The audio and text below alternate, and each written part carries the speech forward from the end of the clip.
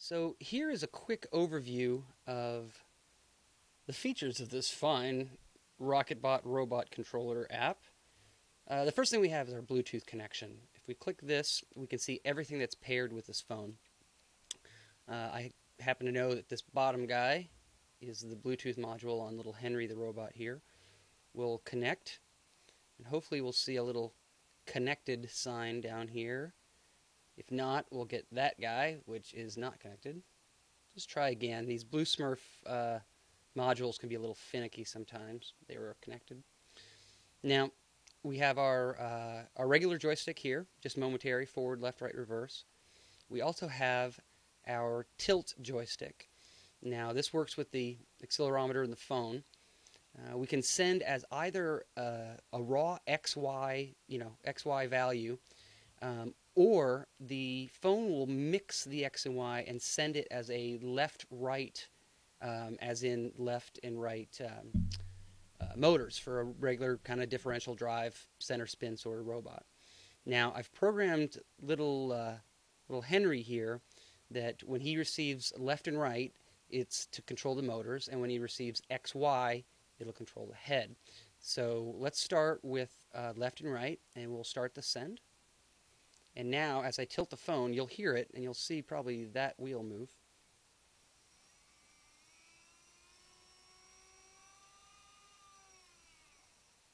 And actually, you may not hear it because I'm talking through a microphone. Let me see if I can get this a little closer.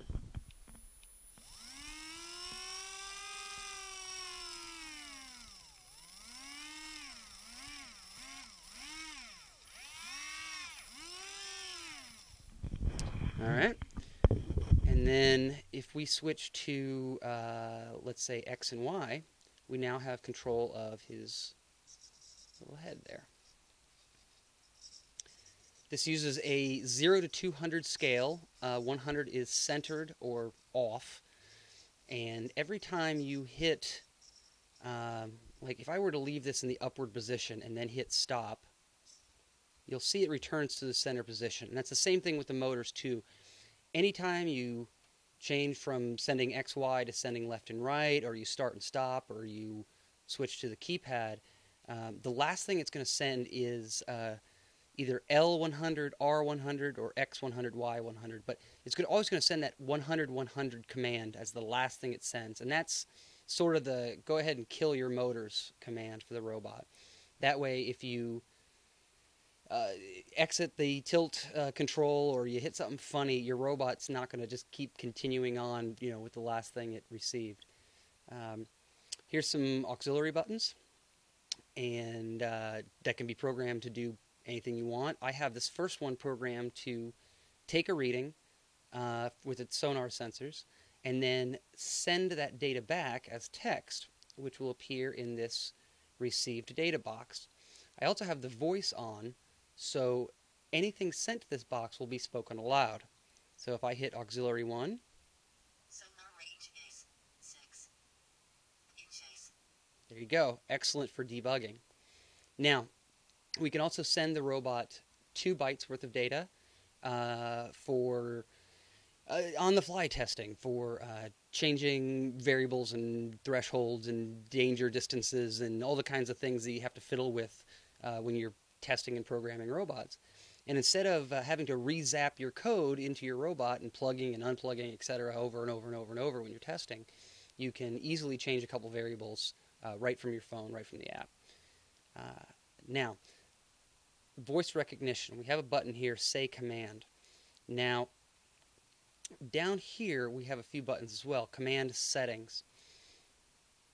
Let me show you the list first. This is what I have entered so far. I have 2 commands entered, Play Audio and Take a Measurement.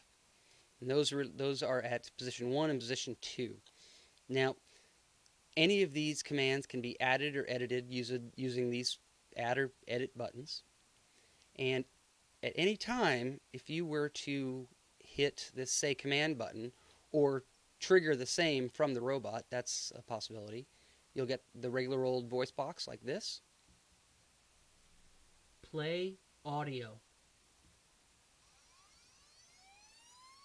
And there's a little beep from the robot. What just happened was it took what I said, play audio, and it compared it to our list. It found out that play audio was number one, and so it sent a capital C and a 1 to the robot. And the robot knows that command 1, C1, is to play the beep routine. It also knows that command 2, which in this case is take a measurement, is to fire the sonar and send back the data, just like hitting the auxiliary 1 button. So let's try that. Take a measurement. Sonar range is 6 inches. So there you go. We can trigger commands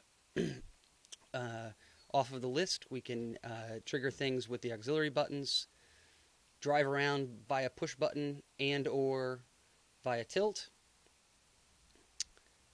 send data, receive data, done. Simple, clean, to the point. Now, there is a PDF available that you can look through that explains how the data is sent and the system that I use to send data. It's actually a letter number combination. For instance, the auxiliary buttons is it'll send A1 if you hit the first one, or A2, A3, A4. If you were to use the keypad joystick, it would send D1 for direction 1, D2, D3, D4.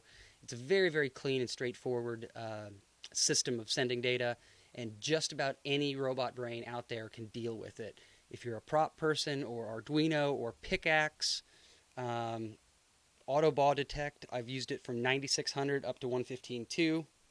So it'll just talk to just about anything. It'll talk fast enough for a prop and slow enough for a pickaxe, and everything in between.